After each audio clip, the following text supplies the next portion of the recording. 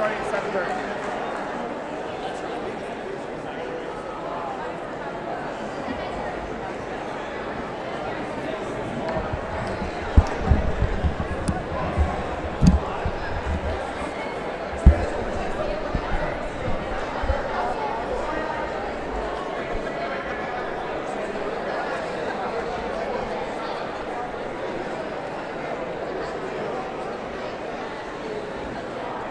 All right, ladies and gentlemen, we are back after that long extended fire alarm delay. Be glad you weren't here. You have never lived until you've heard a fire alarm for 40 minutes straight. But that goes down in our books as the most unusual thing that has happened at a tournament, Jackson. I think you would agree with me. What a way to come back to the show. I mean, that is one of the most unexpected, right before we cut the earlier show off when this whole thing started, I was about to tell the story of Dixieland several years ago, back in Cass Sigmund and Justin Ortiz's Full Circle days, and the pink gorilla suit that made an appearance in that night show as it floated around the audience. That was an iconic Weird Night Show moment. Well, that would definitely be weird. This was a little bit unfortunate. We're not exactly sure what happened, but there was a fire alarm that happened, and we have just got our competitors back on the stage. We have to adjust our seats because everything kind of got moved around a little bit as we all exited the building. Everybody is safe, all is well, and it looks like we are starting back. Let me see if I can find our place back in the program. Only a first here in a North American Sport Karate Association night show. So we are picking up where we left off with our amateur finals. This is for the underbelts and the Class A black belts. Coming up right around. You have to bear with me while I find my spot in the program. Everything did reset, so I need to find out who's exactly on stage and what's going on. So for right now, we're just going to enjoy this great kata. A fire alarm causing everyone to evacuate was only mildly disruptive. Slightly. Mildly, slightly, I agree. I'm glad it wasn't raining when I was inside.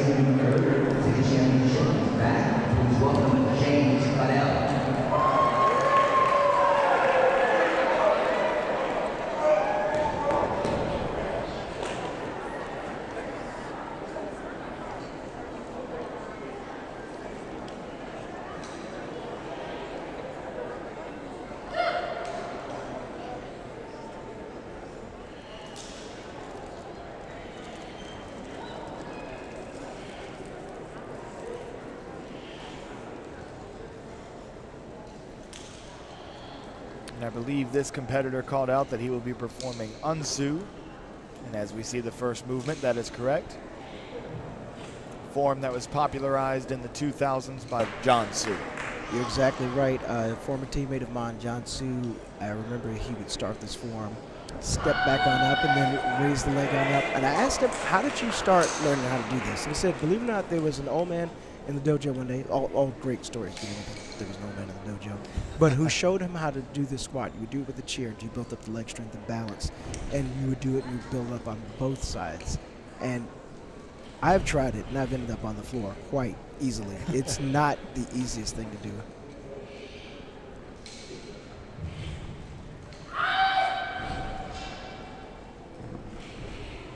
As we enjoy this young athlete's rendition of Unsu. Lots of good power and snap throughout the form. You always love to see that in a traditional performance.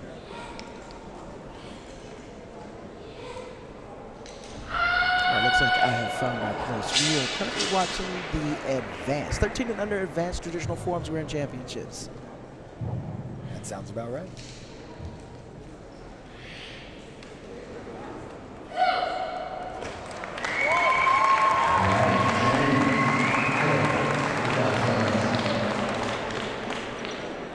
All right, next to the stage, please welcome Eli Balboa. And if I heard Joey Perry correctly, this is Eli Balboa. Joey Perry, our on-site announcer here in National Harbor, Maryland, home of the U.S. Capitol Classics. And while we're getting ready for this young man to perform, it is a great time to be in the DMV area. It's good to be able to come back here to the Capitol Classics. A little bit warm outside in the DC weather, but today is nice and cool. Great view of the Potomac View and the historical Washington, D.C. sites that are definitely worth taking in if you do come here. Judging by the uniform and the way that he's moving and chambering, this is a Taekwondo style form.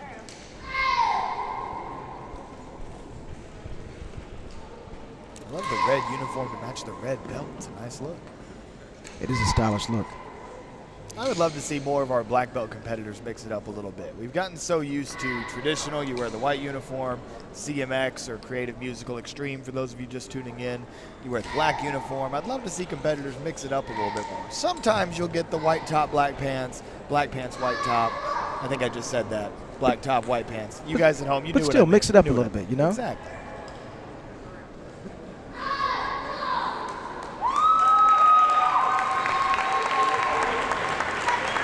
Strong performance there from Eli. As our competitors come back to the stage for some scoring.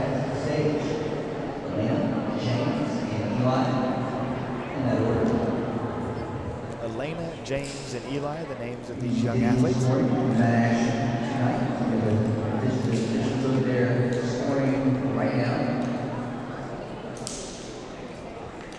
This was again the 13th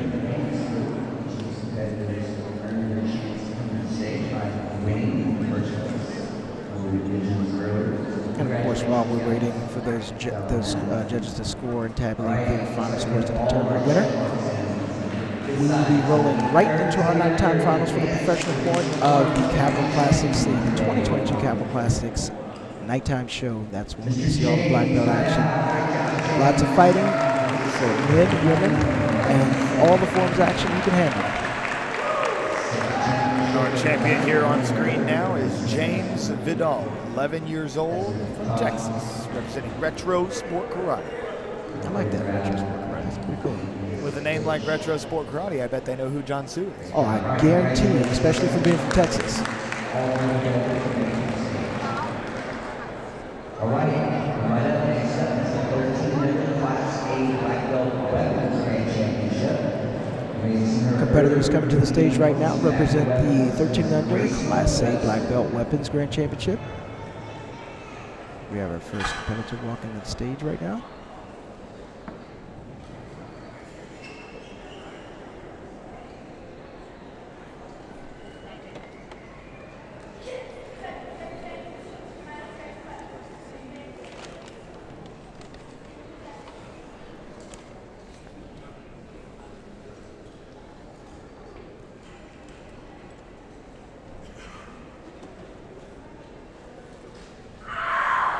Here we have another performance coming out of the Bushido Karate Center.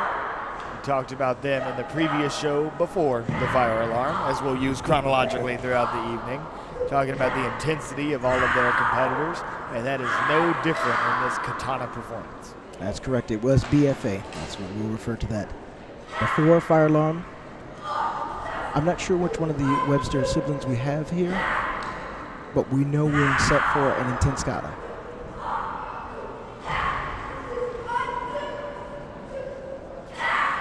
But that is a nice preview. We've got some sibling rivalry in the division. Both Elise, 12 years old, and Grayson, 11 years old, are going to duke it out. You always wonder about that when you have brother and sister, or brother or sister that do compete, and they, at least at one time, are in the same division together. Must be tough on the parents.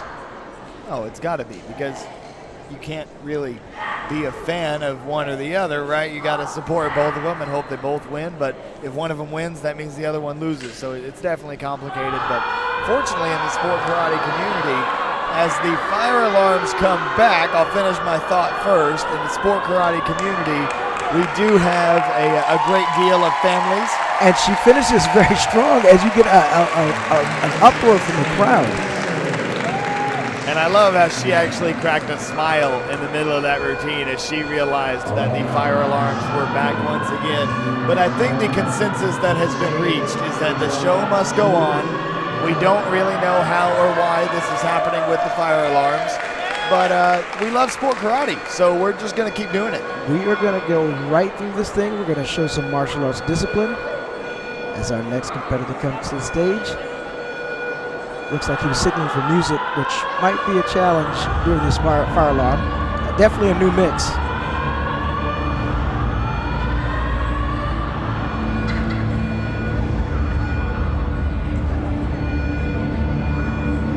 You know, sometimes when something like this out of your control happens, it drives your focus even more.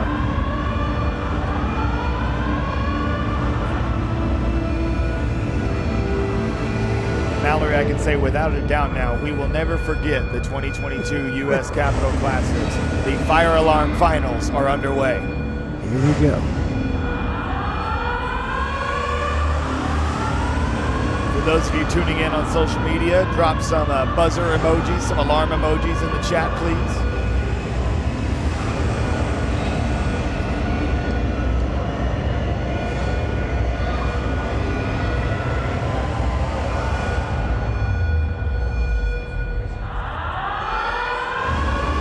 I like the orange and green. Oh, that's a nice color combo on this one. We see the opening striking combination. Little zero gravity, nice little cross arm catch. A little bit of Ben Jones style in there, then goes to the elbow rolls, a vertical zero gravity. Nice combination of bow tricks, and now it isn't tricking. Backside 9, hook into the butterfly. Finishing it off with a side strike, little bobble there on the landing. We'll see if the judges notice that. Have you really made it in competition when you have competitors, we'll call it borrow, a combination that you created yourself? Like in my own division or among students? Among students or among actually the general populace whatsoever? So among students, I try to always avoid giving them my old combos because I want everybody to have something that is their own. So from a coaching perspective, I'm always trying to help my students be different, be unique in their division, because ultimately you're not going to be the best, as unfortunately this competitor suffers a drop there, but you're never going to be the best looking like somebody else. If you want to be the best, you're going to have to create your own style and be yourself. And so I preach that a lot when I coach. But you know, of course, anytime a competitor is on stage a lot and is fortunate to have some wins, you're going to see some replication out there on the circuit. But as my dad would always tell me, imitation is the greatest form of flattery. Whether it's in other divisions or it's your competitors, if they're doing what you're doing, that means they liked it. Looks like we have 10-year-old Halon Camper back from the Tiger Dojang from Waldorf, Maryland.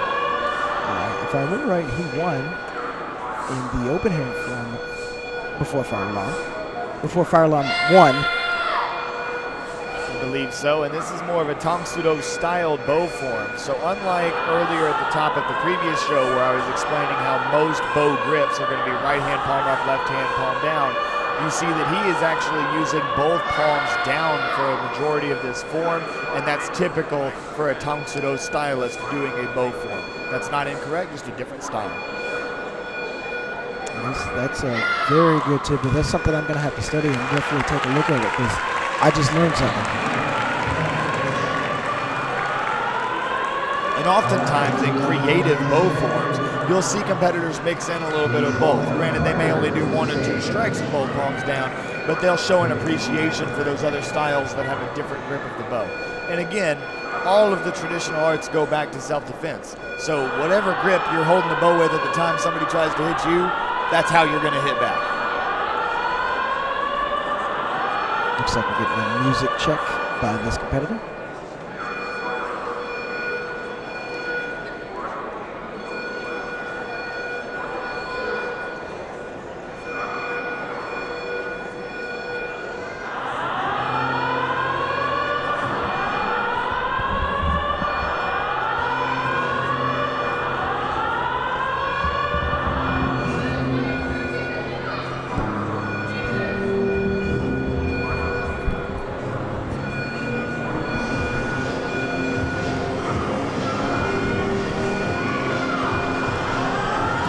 Go with yet another creative bow form. Good little double-double and a striking combo to start it off right into the sunset, otherwise known as a shoulder-to-neck roll.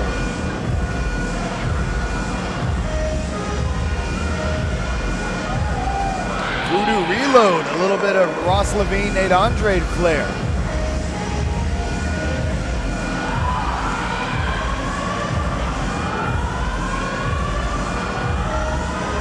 I love how this competitor has a nice mix of the release techniques like that 540 behind the back catch, as well as some high-level body rolls. Would have liked to have seen a little bit more striking, but this is a young competitor. He's still got time to grow and develop that part of his skill set. But I love that balanced approach of some releases, some body rolls, really diverse bow tricks throughout that form.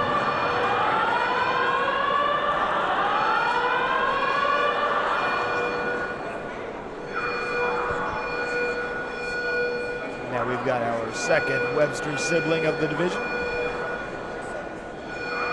And I love how these competitors, you've got a Raging Fire alarm going in the background. They're going right on ahead with their routines.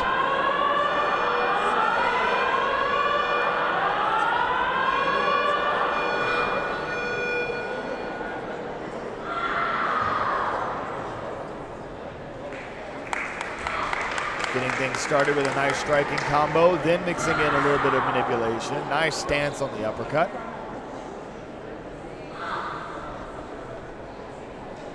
And no, you're not imagining it looks like we were able to get that fire alarm taken care of in quite a whole lot less time than the last one did. Thank goodness.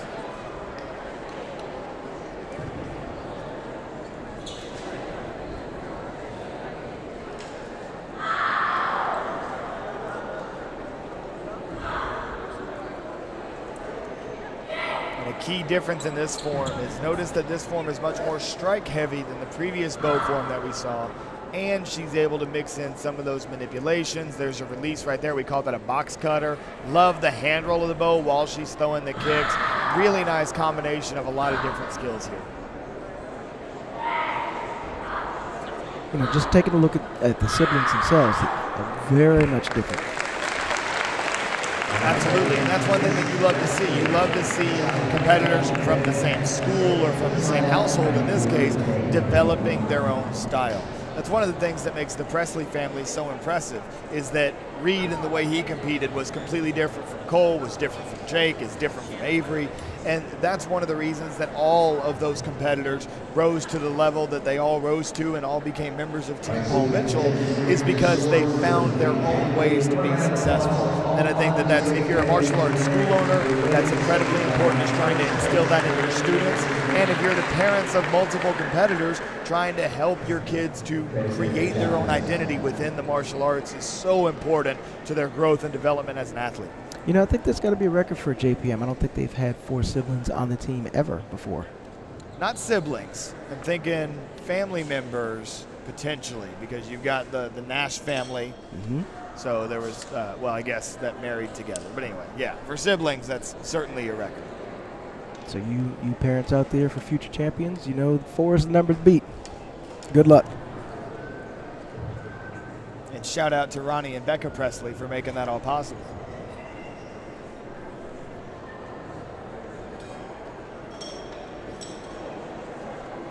Patiently await the results. The competitors on stage having to be even more patient than us. This was always the worst. When you're on stage, everybody's done. You're just waiting for the scores to be tabulated. You don't know what's about to happen. I'm pretty sure there's a lot of nerves that are up there from everybody just waiting for the judges to, click those final few keystrokes to determine who's going to win.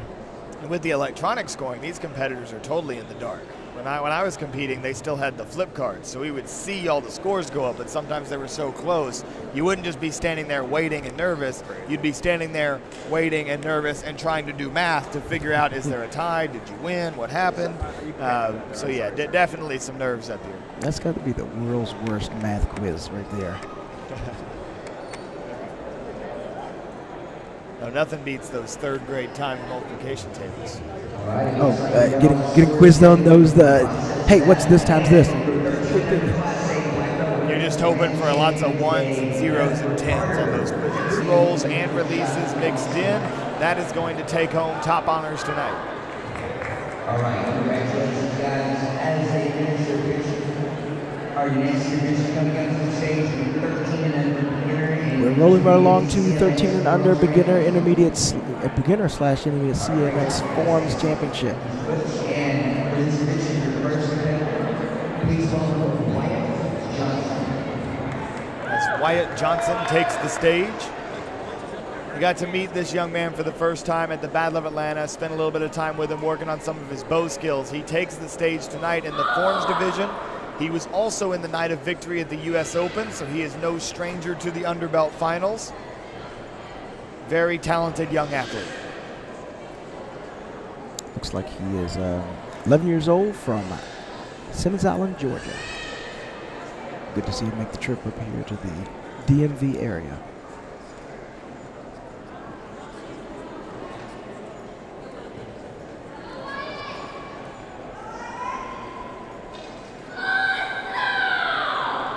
Love the intensity to start the routine, and that's one thing that I love about Wyatt, getting to talk to his mom and dad for a little bit at the Battle of Atlanta.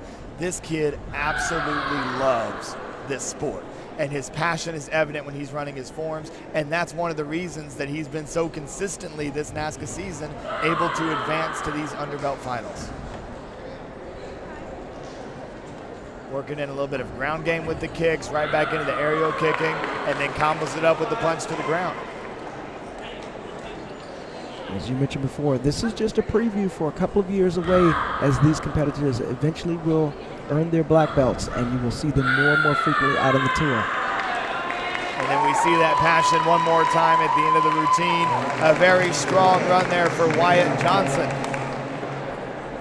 As he exits the next stage, you saw him earlier in the grants of the year. He's back. Please welcome Mr. James, the Triple.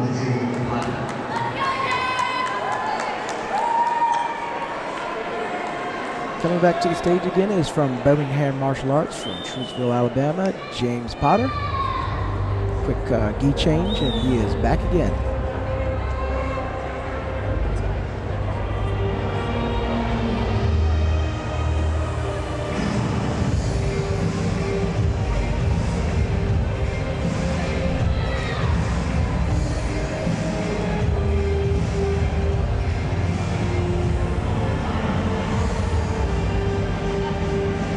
Just tuning in, maybe you haven't seen sport karate before, oftentimes competitors will make that walk up to the judges, and if you see them saying something but you don't know what's going on, that's a formal introduction to the judges, letting them know your name, your school, sometimes your instructor, sometimes the name of your form. That varies a lot from competitor to competitor, but it is just kind of a normal part of what we do in sport karate.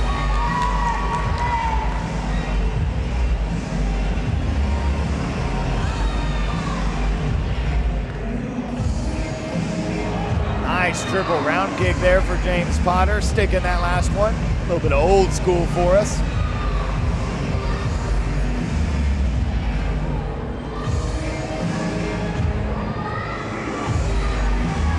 No surprise that he's a good extreme forms competitor as a member of Team Sharkey. Takes a fall slash stumble there as he goes for the corner pass, but then a nice cartwheel backside 9 there. And there's that beautiful side kick of his. He showed that off in almost every routine he does.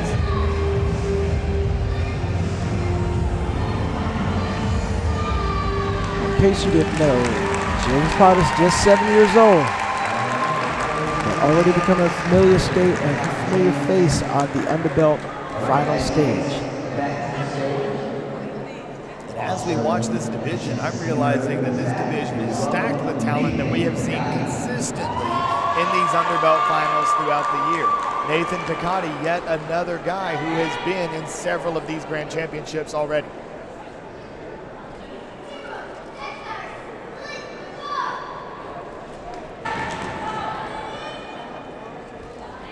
He's representing Team Revolution, coached by the likes of Cannell. Another competitor working the ground game a little bit with that little kind of skip up round kick on the knee. Reminds me of Micah Carnes. That was the first competitor I saw throw that kick. And then our sound guy tonight, Jacob Pinto, used to throw it in his form as well. And that's absolutely true. And lots of intensity and passion from Nathan Ducati at the end of his form. things are heating up here in D.C.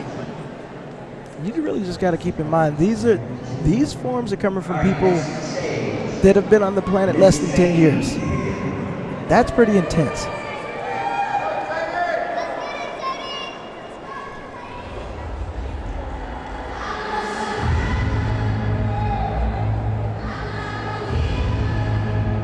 Taking the stage now is 12-year-old Sadie Pickett from Martinsville, Virginia, representing Extreme Martial Arts.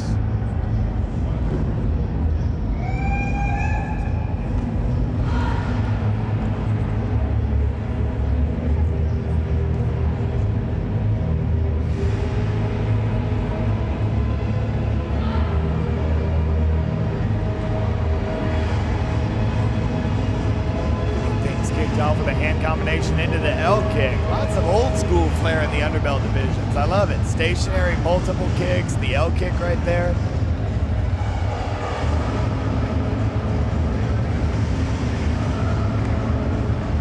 Spin hook, tornado, another hook kick. Oh, going into the katana, I believe is what they call it. When you swing the kicking leg, that leg swings up into a kick, and then you land on the kicking leg. It's kind of a stepping stone move for what most people would say is a 540 and then eventually a side swipe. Good to see that variation. It's a nice beginner to intermediate level tricking variation. And there's those one-legged kicks into the machine gun kicks. I haven't seen a machine gun kick since the late 90s. Wow, yes. Reminds me of an early Mike Chat.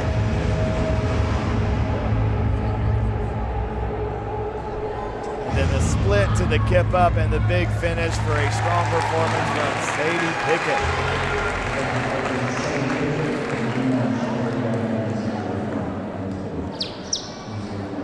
All right, and next up to the stage, teammate all the way from Virginia. Please welcome Ms. Rachel Little.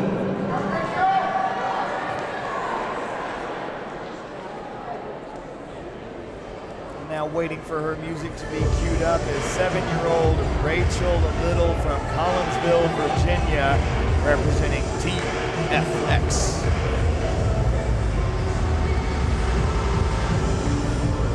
Looks like Team FX is their team name because those two ladies were teammates, and their school name is likely Extreme Martial Arts. Or maybe that's their style and they just filled it in the wrong way. Who knows? It could be either. We're doing our best here in the broadcast booth.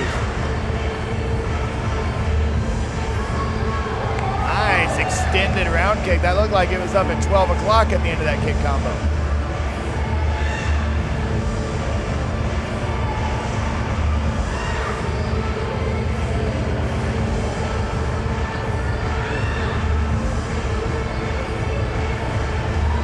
Showing off the flexibility and then dropping it down into the splits. Oh, she can do the splits on both sides. It's a pretty good start for yellow belt.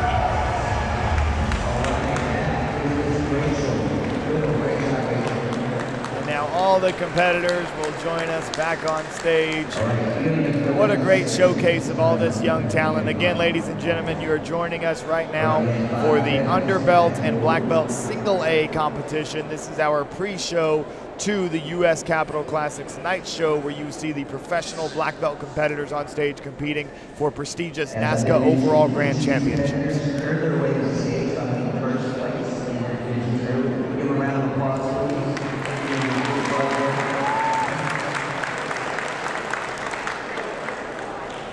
All right, and it looks like the judges were super fast. They are in, and check mark.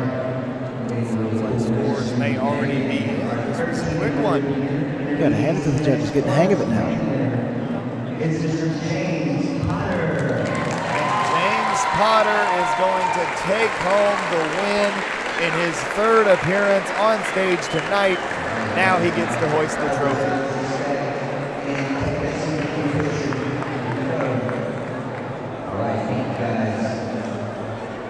And a nice photo op. You see all the competitors smiling together. You gotta love that sportsmanship.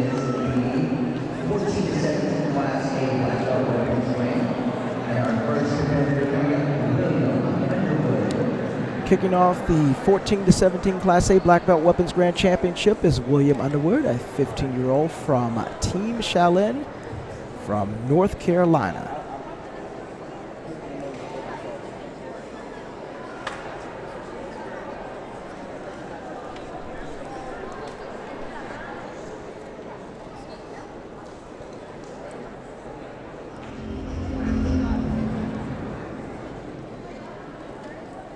William Underwood making his second appearance of the evening.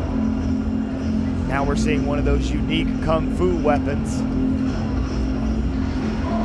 Best way to describe it would be essentially like 3/4 of an inch thick bow completed with a very obvious large blade at the end. I think it's just slightly obvious. Tells me to stay away. Would not want to get in the way of that weapon.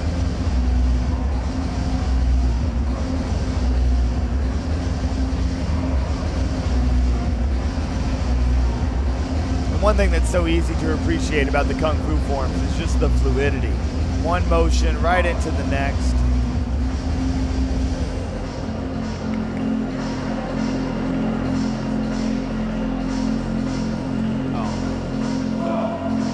Something that even hard-style bow competitors should try to emulate when they're doing their bow trick combos. There's so much about all martial arts, whether it's soft style, as we would call Kung Fu here, or hard style like Taekwondo or Karate.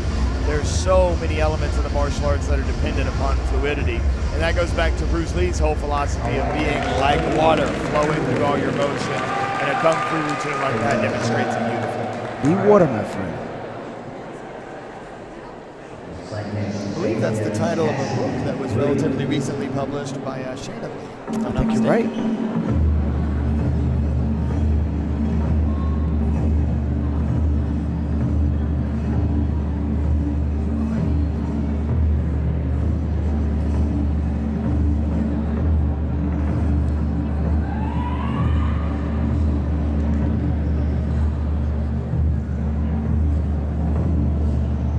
Seeing yet another one of those Kung Fu weapons routines. Now it is the broadsword. This one's seen a little bit more commonly on the NASCA World Tour.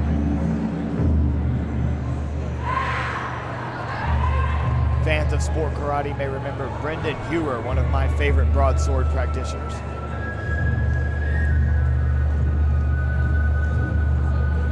One of the things to watch with the broadsword is a lot of times you will think you only see one, and the competitor.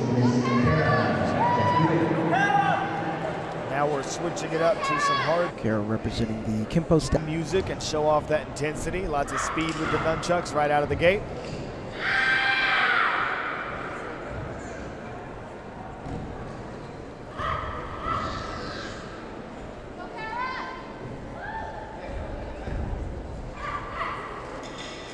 Big release with the 360, and she nails. Split kick, a few more manipulations, and that will do it. Solid nunchuck performance.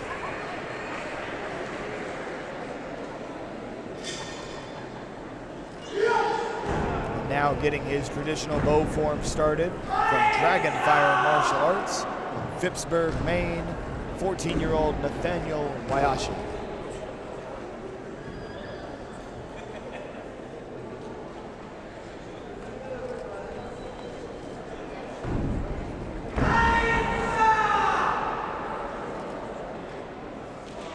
I always love it when a competitor uses the fact that they're on stage to their advantage with a traditional routine, taking advantage of the opportunity to stomp and rattle the stage a little bit. Reverberate should be generated from the hips, but a couple of well-placed stomps in a form can be really good for that power effect.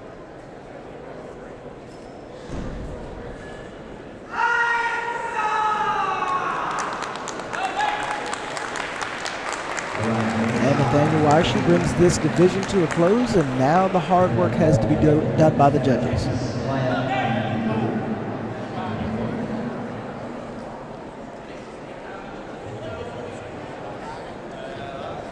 Just like the other groups, they earned their way to safely first place in one of the multiple divisions. It's a great job. Congratulations. Your judges are almost there.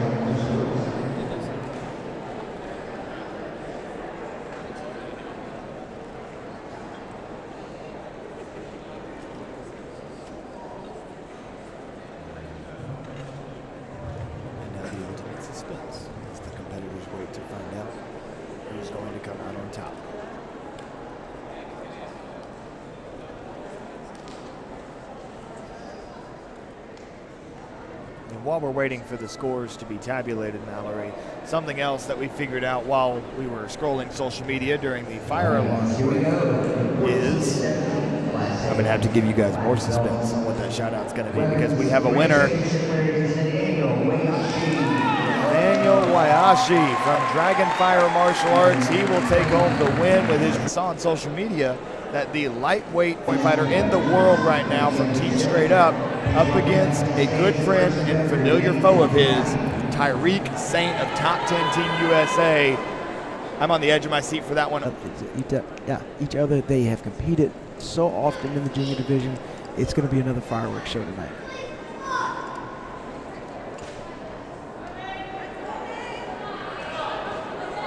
Here comes Nate Ducati once again. Love his bow color of choice.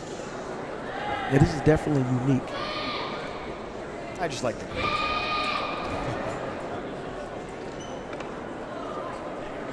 Oh, and a beautiful Starry Night into the reload. So Starry Night, because everybody at home is probably like, what are you saying Starry Night for? Starry Night is what bow staff practitioners will call a shoulder roll to neck roll that then goes down the chest into a behind the back catch. Very, very high level of difficulty, originally created by Nate. And I realized that during that monologue, awesome performance from Nate Ducati. I think you're for every time I read that Facebook comment, maybe a very wealthy man. Well, I'm quite sure there are those in the comment section who are going to post that right away. Back to the stage again, a 7-year-old James Potter, all the way from Trussville, Alabama, representing Birmingham Martial Arts. He wants his second trophy to take home. We can't get this kid off the stage, man. No, we can't.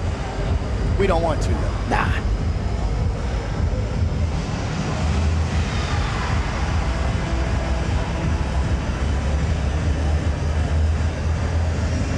And James actually trains with my new wife, Gabrielle, some. And funny enough, he told Gabrielle earlier that instead of Gabrielle becoming Gabrielle Rudolph, that he thinks that I should just become Jackson Dunn. He thinks that that sounds better.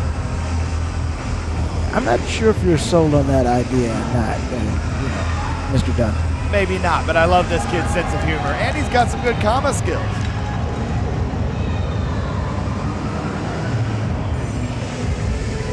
Nice little hop over hook into the scoop, backside 9, finishes it off with a raise right into the comma cuts. And that's what we want to see. We want to see if you're going to... Basics always have to be available and present. Oh, he goes for the under the leg and just comes up a little short and misses it. But he's still going to put on a show and finish out this routine.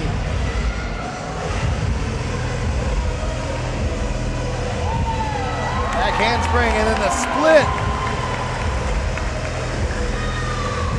Big sidekick, that's becoming a signature move of his.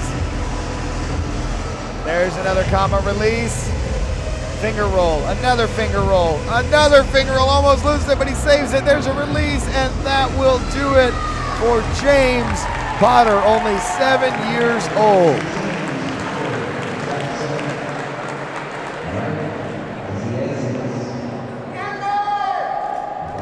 When I turned 7 years old, I've been doing martial arts for about 2 weeks. I'm trying to remember what grade I was in at that point, but there were no martial arts involved for me.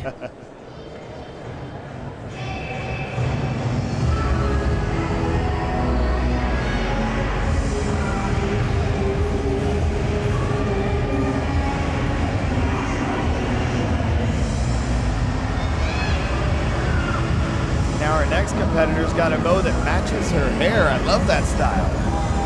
It's definitely an accessory styling of the hair and bow. You got to give it to her. Oh, nice little pass between the legs and behind the back, and she was setting up and then going through that butterfly. That's a cool variation.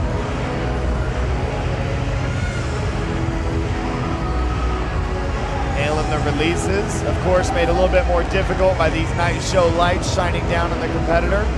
Those lights are designed to make it easier for us to see them, which actually means that as the practitioner, you kind of just see a shadow of the bow sometimes, which can make it really difficult for these competitors that don't have much on-stage experience because they are just underbelts. It certainly adds another layer of difficulty, and it's great to see competitors pulling off these difficult moves.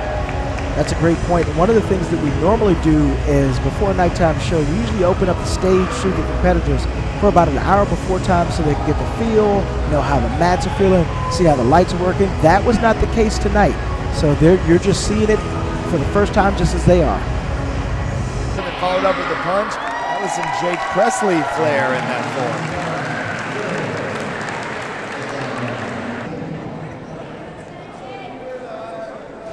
Sadie Pickett returns to the stage. She is 12 years old from Martinsville, Virginia.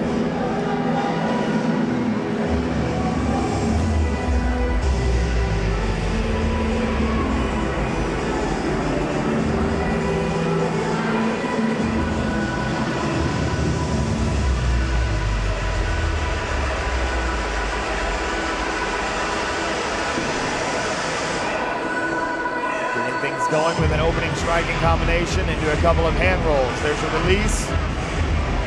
360 with a clean catch right into the neck roll. She's still going on this combo. Shoulder neck roll, otherwise known as a sunset. Keeping the bow moving. Oh, that's what we call a Leviosa, originally innovated by Corey Ludkus.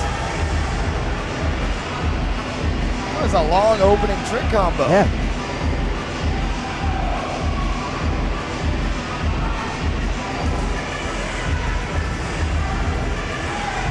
Back release. Looks like there might be another combo coming right here. There's the leaning back palm spin. Moves it around, yet another palm spin. Let's see what happens. There's the fantail or the palm spin behind the back. Slides into the splits a little bit. And Jake Presley Flair making another appearance. Both of these last two competitors, teammates, so no surprise there. They've got some similar influence.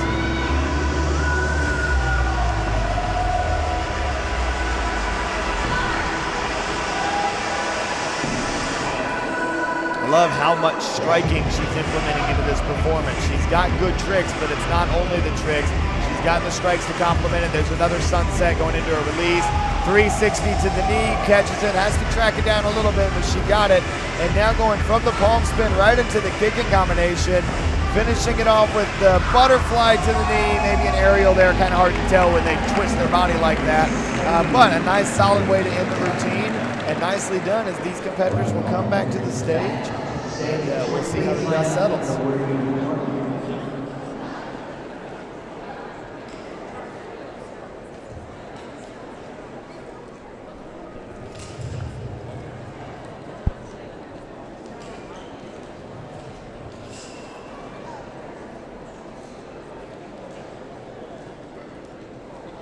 In moments like these, Mallory, I wish that we just had a little button here in the booth that we could press and the Jeopardy theme would just play into that.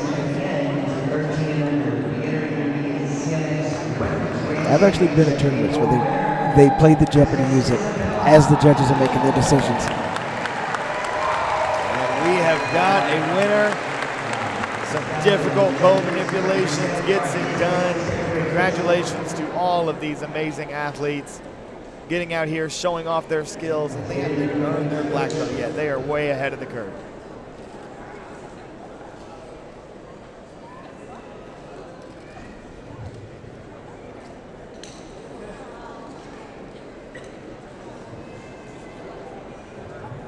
All right, guys, great job.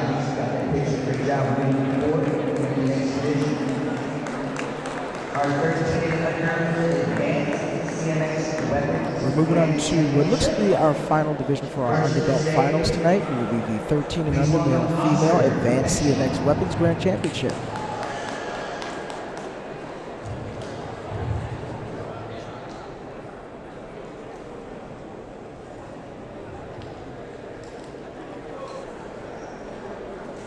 Representing Team Premier, one of the most identifiable uniforms in the sport right now.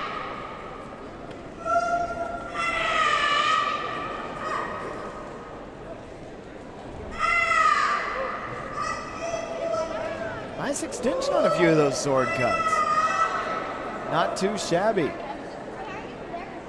Oh, going into the Lazy Jane, innovated by Kalman Choka, takes it right into the stab. Put the sword on the backs of the hands, manipulated the sword using that, going up into a release technique. Again, Kalman Choka was the original innovator of that.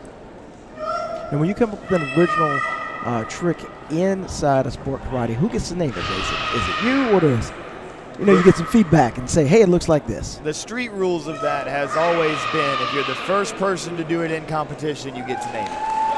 So some of the names pretty good, some of the names not so much, but whoever did it first, they own it.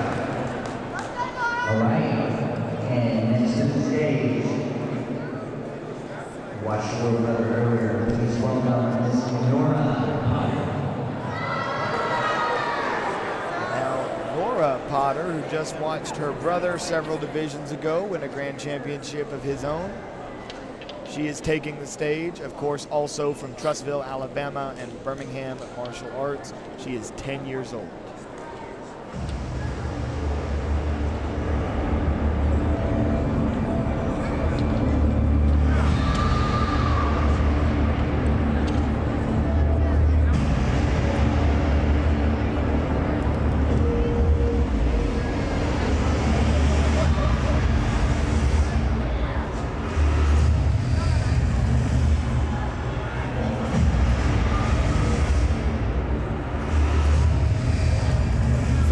Of it seems that this is going to be a musical, traditional sword form. A lot of the times you'll see competitors use music for a creative or an extreme form, but here it looks like Nora's going the traditional route and choreographing it to music.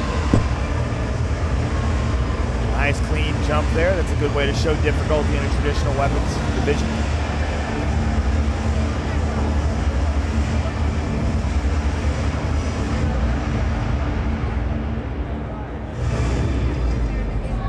Nice side kick right into the draw, and I love that. She didn't just do the side kick and kind of separate her kicking from her swordsmanship.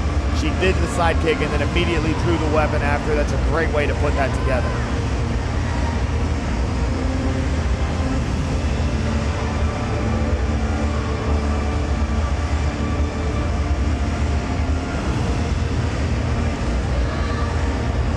Anytime you see a competitor sheath the sword and then draw it back out, that is one way that they can show difficulty, because there are a lot of technicalities to the way that a competitor needs to do that correctly, and they can actually lose some points from the judges if they do not sheath and draw their sword the proper way. Even if it looks fine to the naked eye, the judges up close can see some of those little details about the way that you bring the sheath towards the sword as you're putting the sword away. There's a lot of little details there that are easy to mess up. It really shows that mastery of the weapon if you know where that hilt is without having to look for it, without having to find it with your thumb. A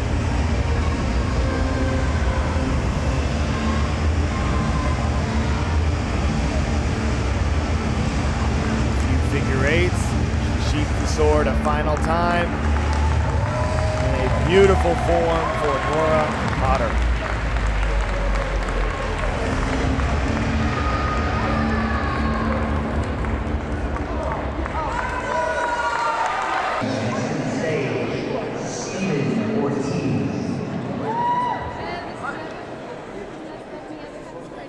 Stephen Ortiz. I like that school name. That's a good one. Hands of Life Martial Arts. Shout out to all you guys watching from home from Hands of Life Martial Arts. Good speed, couple manipulations. Nice little hand switch while the combo was in the air there. Stephen Ortiz, impressive so far. Really low on that stance. Some more high-speed releases under the leg. Catches it right into the spin hook kick. And then slows it down a little. Nice change of pace.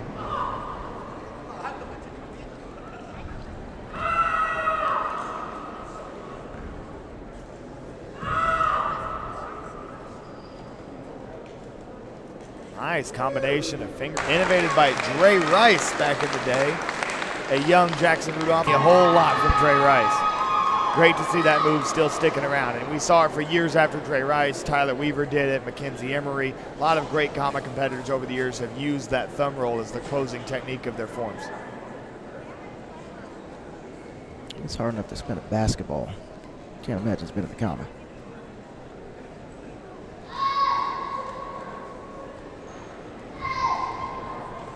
We've got 8-year-old Eli Balboa returning. Behind the back pass into a nice little butterfly spin. Now taking it to the knees, back up for the kicks. Nice little front sweep there, and he keeps the momentum going on the kicks. And an intense finish. First, a shout out to the Bulldogs.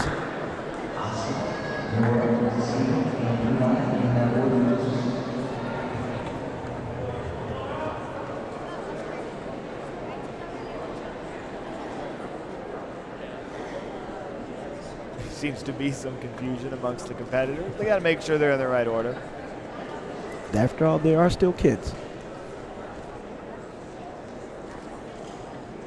And that's what's awesome about this show, is that virtually every competitor we've seen up here, they're all under the age of 17, and it's just so cool getting to see so many young people involved in the martial arts, because as you and I both know, it changes lives. It changed our lives, and it's so special to see it impact the lives of so many others, especially these young athletes. See you next Weapons Grand Championship.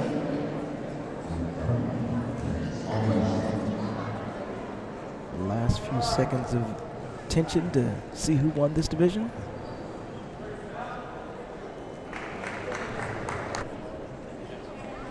Made this joke. That would have been a good moment for the